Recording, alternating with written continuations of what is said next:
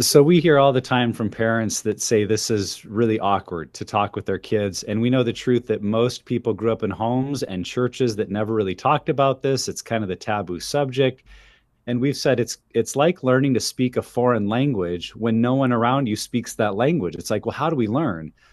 So, Ashley, how did you get over that awkwardness of talking about sex and other sensitive topics with your kids? And then what would you suggest to parents that are facing that dilemma for themselves? Like, I've never done this, and how do I start?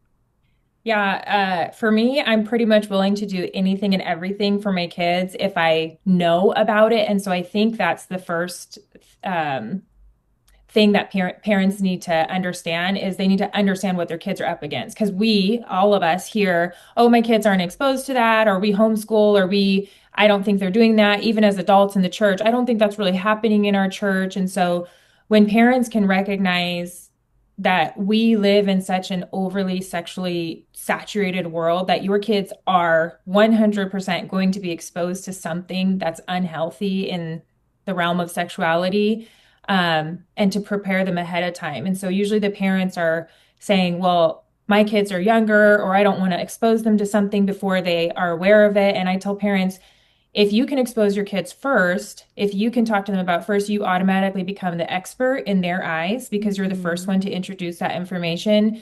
And then when, Susie Jane on the playground shows them something, they're not shocked by that. They're able to go back to mom or dad and say, this happened today. Remember us talking about it. Can you explain it to me? Mhm. Or tell the kids, yeah, my mom's already talked to me about that. And so our kids are going to learn it from somewhere. And I think that's the motivation for me is that they are gonna develop an identity. They're gonna develop a narrative about their sexuality, a narrative about who they are, a narrative about what other people want from them. And they're either gonna get that from the world or their friends or their parents. And so they are learning, and Mhm. we get to the decision to make it be from us, to choose that we're the ones teaching them that. Yeah, and it's amazing too how early you can start with this. I know that your book is really more around teenagers, but even the stories that you have in there of when your kids were littler is really important because I think that that also is part of the fear with parents is that thing. Well, I have a 4 year old or I have a 5 year old, and they don't really know what I'm talking about, and so I think there's a lot more that parents can do to just kind of prepare for these kind of conversations in the way that they talk about sexuality just in general.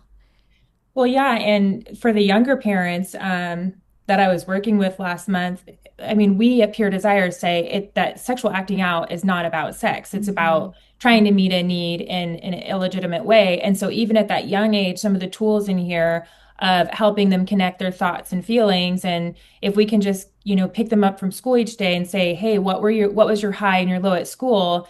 And what are two of your big thoughts today, or your two big feelings today, and can you explain, a little bit more about that?" I do that with my kids all the time because when we stuff our feelings or we disconnect our thoughts or we assign false meaning to it, or we allow the enemy to creep in and attach a lie to those experiences, that's what starts creating shame and pain and secrecy to where we want to go seek things to feel good.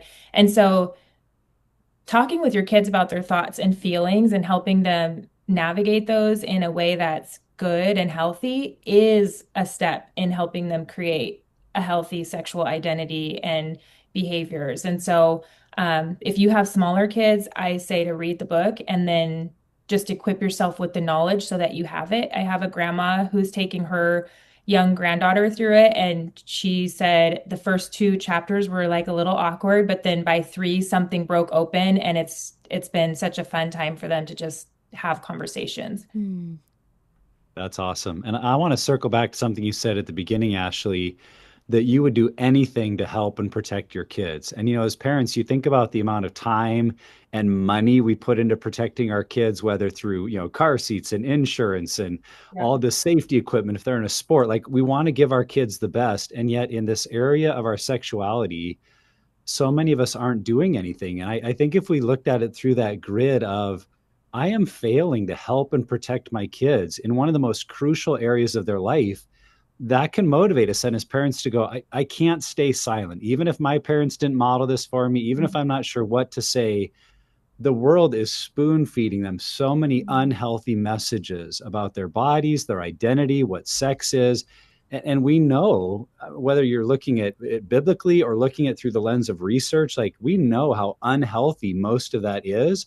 And Mhm. if we just stay passive as parents, we're missing a major opportunity to help. And so I loved that you started there because I think that ought to be our motive as parents and can then ground this conversation about sexuality in just the context of how can I help my kids versus, do I have to have all the right words or be an expert? Because it really isn't about that. It's just having that heart to be there for our kids and to help them navigate what's one of the most difficult areas they're ever going to face. Mm-hmm. Yeah, I mean, and it's not comfortable. Most of the time it's not comfortable. I literally have to set timers on my calendar.